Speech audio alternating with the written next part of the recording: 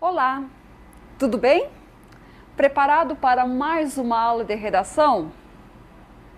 E aí, além de assistir às nossas aulas, está lendo, analisando editoriais, artigos de opiniões, fazendo alguns textos e pedindo ao professor de língua portuguesa analise?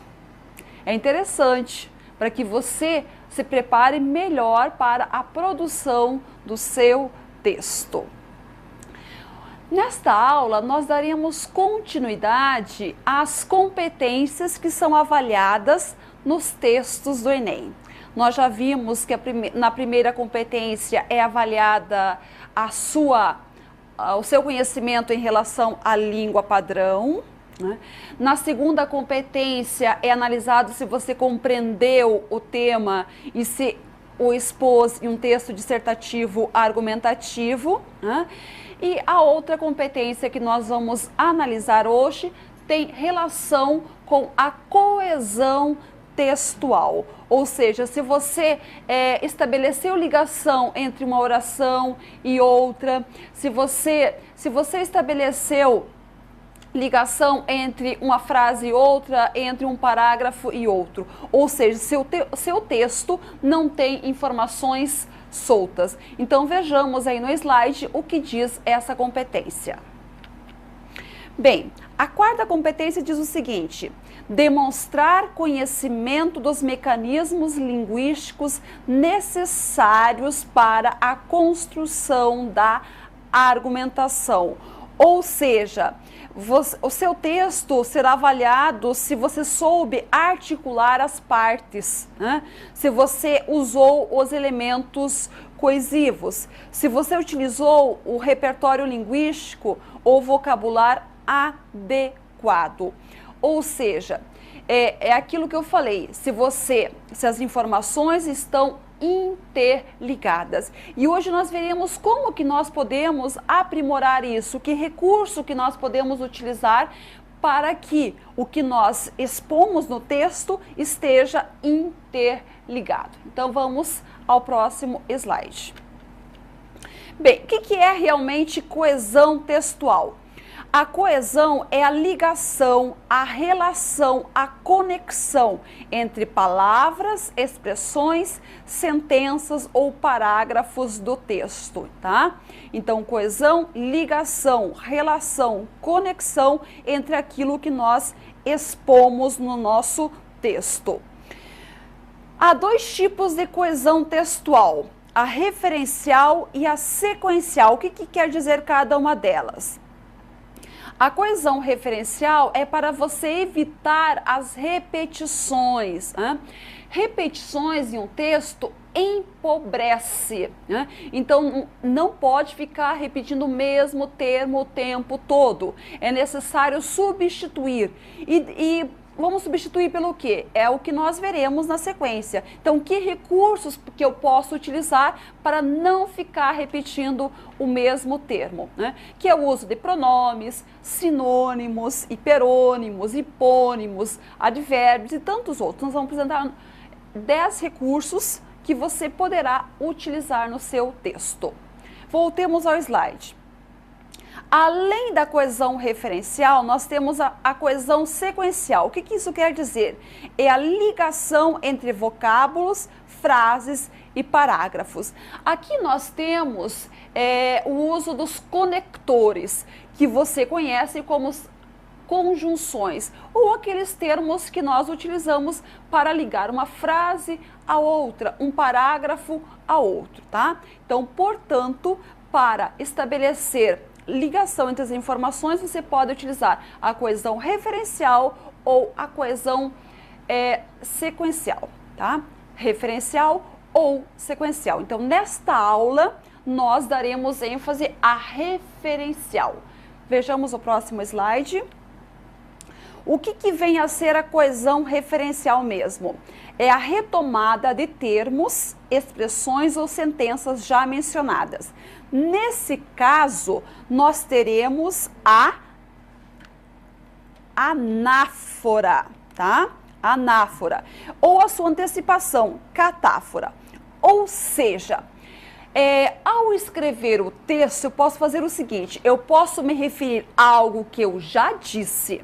Se eu me refiro a algo que eu já disse, que eu já expus no meu texto, eu tenho coesão referencial anafórica. Né?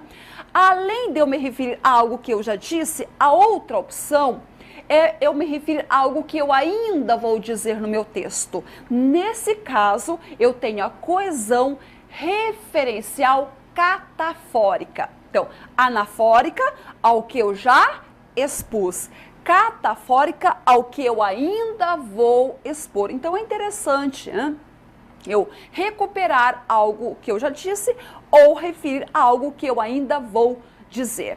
Vejamos exemplos para que haja uma compreensão melhor disso. Bem, o Ministério da Educação chegou a anunciar a entrada em vigor da reforma ortográfica no Brasil já em 2008. Felizmente, essa data foi adiada. O que nós temos aqui? Essa data, ela recupera uma informação já exposta, que é 2008, ou seja, eu tenho a coesão anafórica, tá? Então, no exemplo em análise, essa data refere-se ao que já foi exposto, ao que foi exposto anteriormente, que foi o ano de 2008. Por isso, a referência a coesão referencial anafórica. Vejamos o exemplo de catafórica. Na verdade, tudo o que foi dito se reduz a isto. A língua é instrumento de nacionalidade. Então, nós temos o que aqui? Isto não refere-se a algo já dito no texto, mas o que ainda vai ser dito, o que vem lá na frente. Então, isto refere-se à oração posterior, ou seja, a língua é instrumento de nacionalidade. Está vendo? Então, é interessante. Hein? O mais usual nos textos é a referência anafórica. Normalmente, nós nos referimos a algo já dito nos nossos textos, né?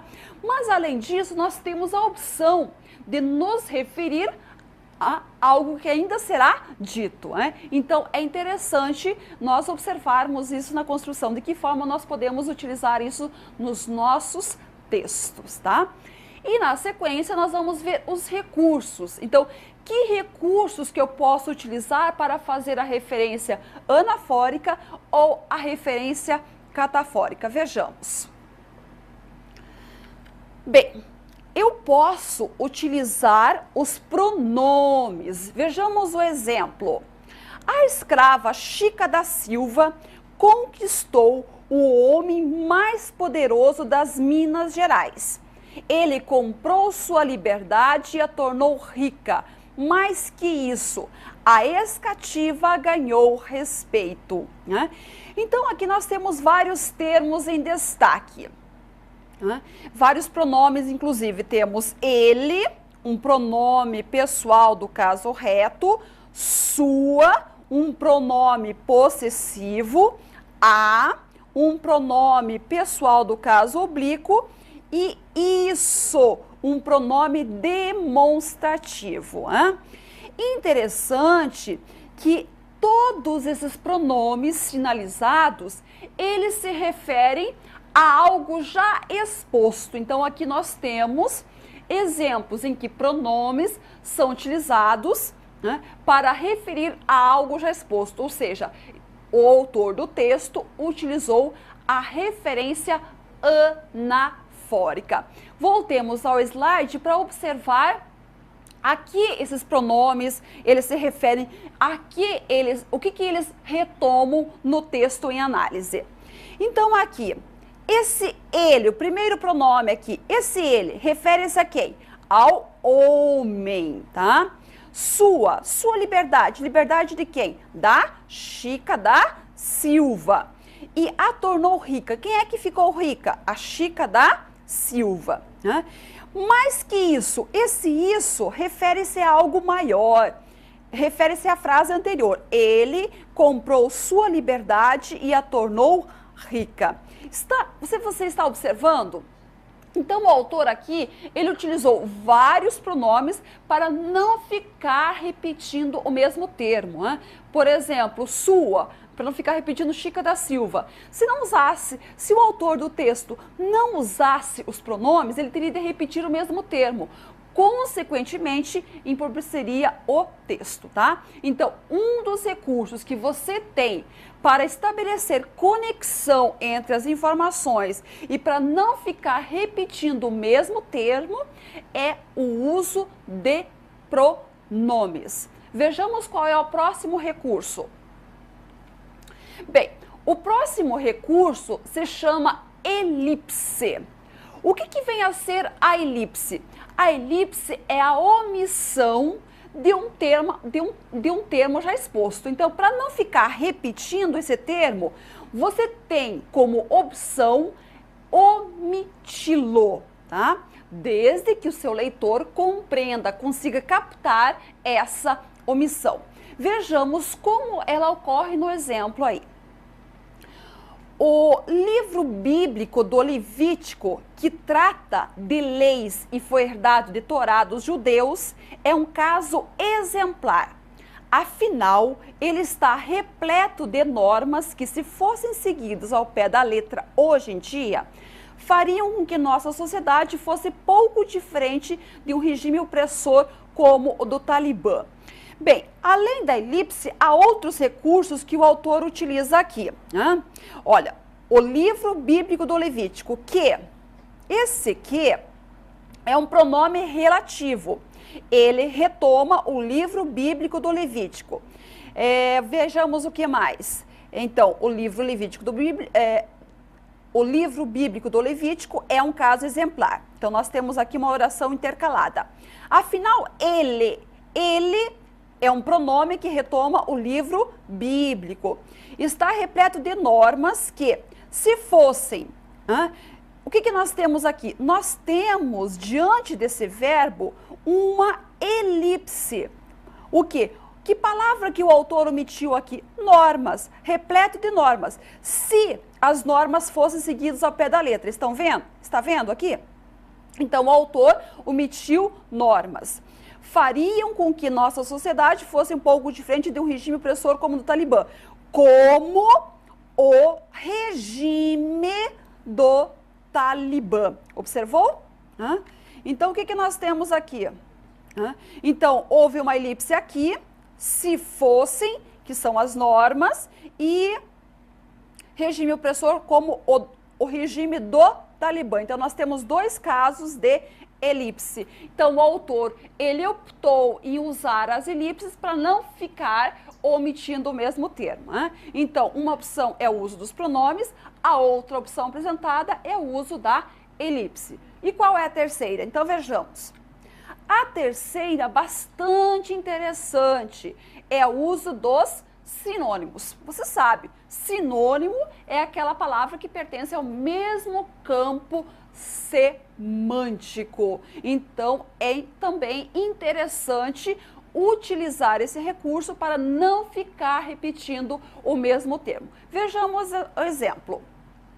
Califórnia, o mais rico estado americano, registra a cada ano uma média de 8.000 focos de incêndio em áreas de matas. Em geral, as chamas logo são controladas pelos bombeiros. Desta vez, o fogo fugiu do controle. Então, aqui você observa o quê? Que há três termos destacados: incêndio, chamas e fogo. O que há em comum entre esses três termos? O campo semântico. As três palavras fazem parte do mesmo campo semântico. Então, nós temos exemplos de sinônimo. Então, para não ficar repetindo chama, chama, fogo, fogo, incêndio, incêndio. Então, o autor, ele foi o quê? Intercalando com sinônimos. Então, é um recurso interessante também.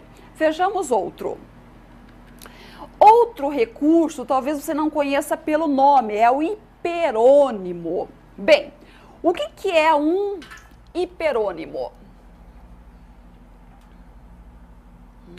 Então, interessante, eu vou destacar aqui, o hiperônimo é quando você troca uma palavra de sentido geral por uma palavra, algo mais específico, né?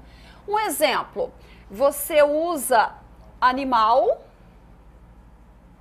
depois você troca por sapo, por exemplo. Né? Então, aqui, animal, há vários tipos de animais. O sapo é um tipo de animal. Então, animal é um exemplo de hiperônimo. Então, é interessante, você pode usar um termo de sentido mais geral e usar, depois trocá-lo por algo mais específico. Vejamos o exemplo.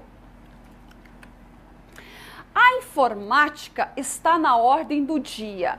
Ninguém escapa à sedução do computador. Bem, nós temos aqui a palavra informática. Qual o termo que recupera, que retoma a informática? É computador. Então, informática é um termo geral, por quê? Porque engloba muita coisa. O computador é uma parte da informática. Então, nós temos aqui o quê? O geral, que é informática, foi trocado por algo específico, computador. Então, nós temos o exemplo de hiperônimo, né? E nós podemos fazer o quê? Fazer o contrário disso. O contrário disso se chama hipônimo. Tá? Então, eu pego algo específico e troco por algo geral, né? Faço o contrário. Vejamos o exemplo aí no slide. Grupos de refugiados chegam diariamente do sertão castigado pela seca. São pessoas famintas, maltrapilhas, destruídas. Tá? Então, nós temos em destaque aqui refugiados. Qual o termo que recupera refugiados? É o termo pessoas. Está vendo? Refugiados é um tipo de pessoas. Então, o que foi feito aqui?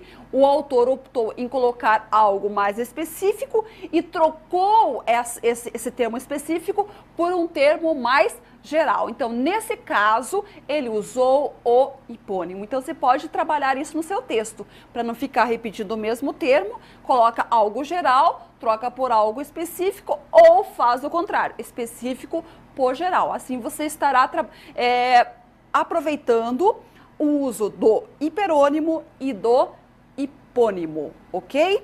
Vejamos mais um recurso. Outro termo que talvez você não conheça, antonomásia. O que vem a ser antonomásia? São as afinidades semânticas, indica qualidade, característica ou fato. E eu tenho aqui alguns exemplos. Né? Por exemplo, aqui, o poeta dos escravos. Né? Você, em literatura, estudou que o poeta dos escravos é Castro Alves. E por que Castro Alves se tornou o poeta dos escravos? Ele foi a favor da abolição. Ele escreveu vários poemas, vários artigos em jornais em prol da abolição dos escravos. Devido a todo esse trabalho dele, né, ele se tornou conhecido como o poeta dos escravos. Outros exemplos, sempre que se fala cidade maravilhosa, do que estou falando? Rio de Janeiro. Né? Se eu falo rei do futebol, de quem estou falando? Pelé. Rainha dos baixinhos, Xuxa. Né? Então, são coisas já cristalizadas. Né? Se eu falo assim, capital do Tocantins, Palmas, presidente do Brasil, Dilma Rousseff. Então, são exemplos de antonomásias. Vejamos isso em textos. Chica da Silva não apenas se transformou em uma pessoa rica, mas também ganhou respeito. A ex-escrava costumava promover bailes e peças de teatro. Então, o que nós temos aqui? Temos Chica da Silva, e um dos termos que recupera a Chica da Silva é ex-escrava. Né? Ex-escrava é a que caracteriza a Chica da Silva. Então, a ex-escrava é um exemplo de antonomásia, que é um recurso que você também pode utilizar para estabelecer a coesão em seu texto. Vejamos mais um. Termossíntese. O que é o termossíntese? Já diz, é um termo que vai sintetizar. Então, ele vai sintetizar algo maior. Pode ser parte de frase, frase inteira, parágrafo, até o texto inteiro, tá? Então, é um termo que vai sintetizar uma informação maior. Vejamos o exemplo. Nos anos 80 e 90, e-mails se tornaram muito informais, mas a idade média do usuário da internet vem subindo. E com isso, a comunicação está ficando mais formal novamente. O que nós temos aí no exemplo? Olha, o isso. O pronome demonstrativo, que é muito usado como recurso do termo síntese. Então, isso, ele recupera a oração anterior, que é qual?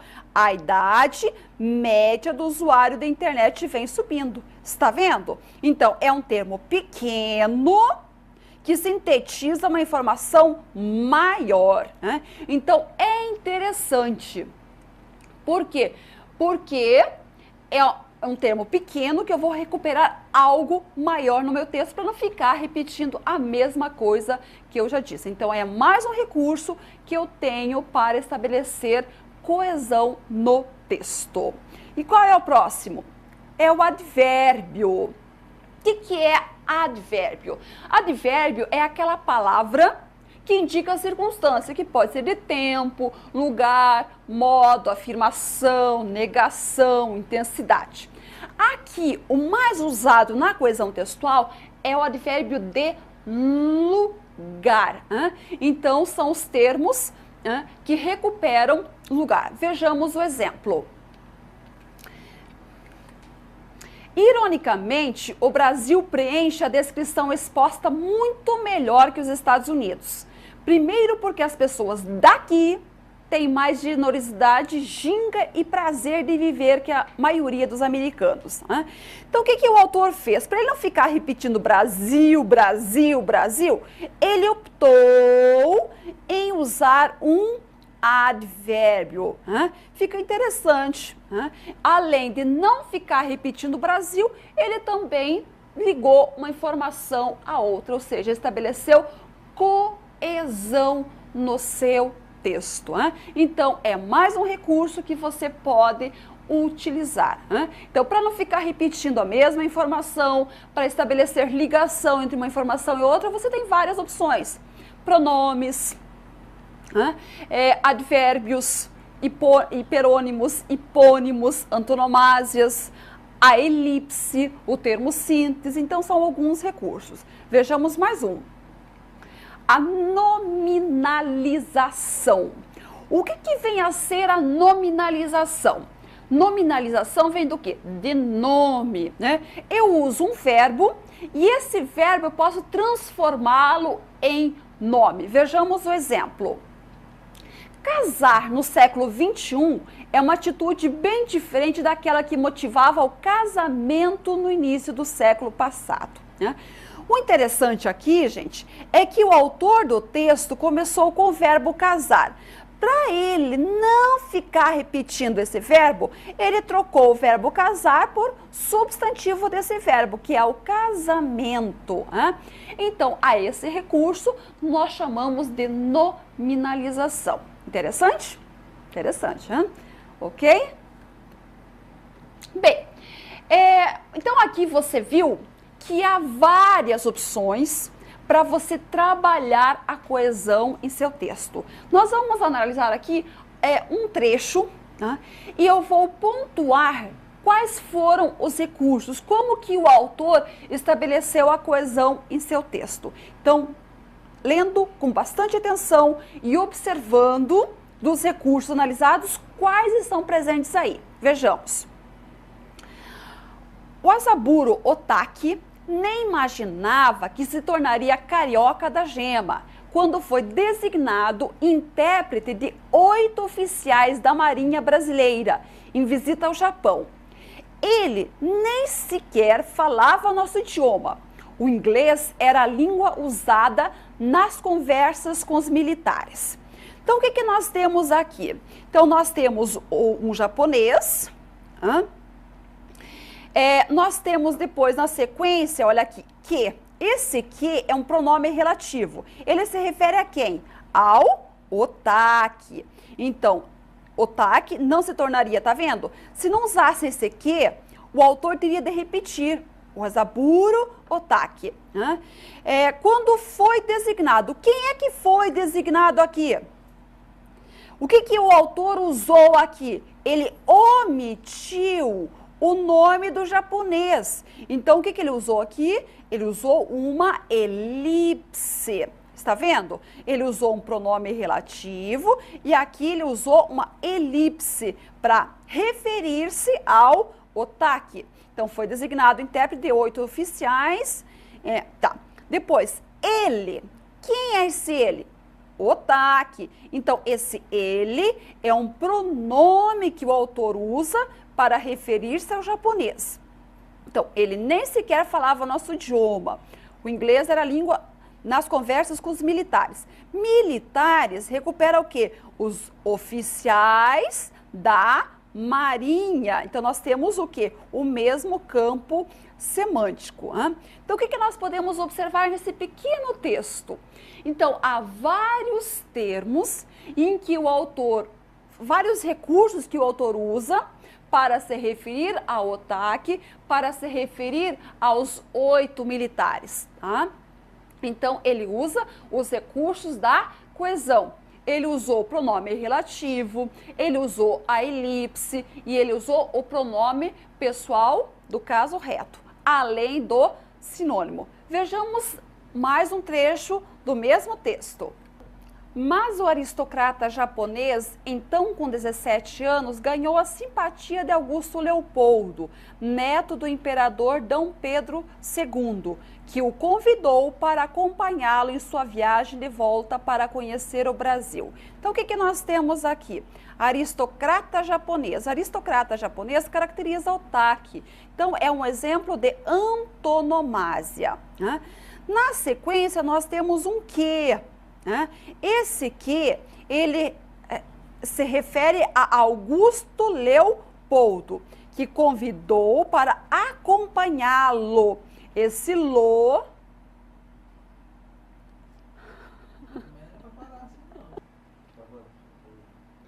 Chegando ao Rio, Otaki não tinha mais a proteção real. Precisou se virar, aprendeu português, ingressou na escola naval e entrou para a história. É o primeiro japonês de que se tem registros concretos de ter morado no Brasil. Nós temos vários exemplos aqui de elipse. Precisou se virar, otaki. Aprendeu português, otaki. Entrou para a história, otaki. É o primeiro japonês, otaki. Então aqui, para o autor não ficar repetindo otaki, otaki, optou pela elipse. Então aqui você viu alguns trechos em que nós analisamos os recursos de coesão. Então fique atento a isso quando for produzir o seu texto, para não ficar repetindo e também para estabelecer ligação entre as informações. Se você quiser assistir a esta aula ou as outras, acesse www.acertesosponteiros.com.br, ok? Aproveite isso. E tchau, e até a próxima aula.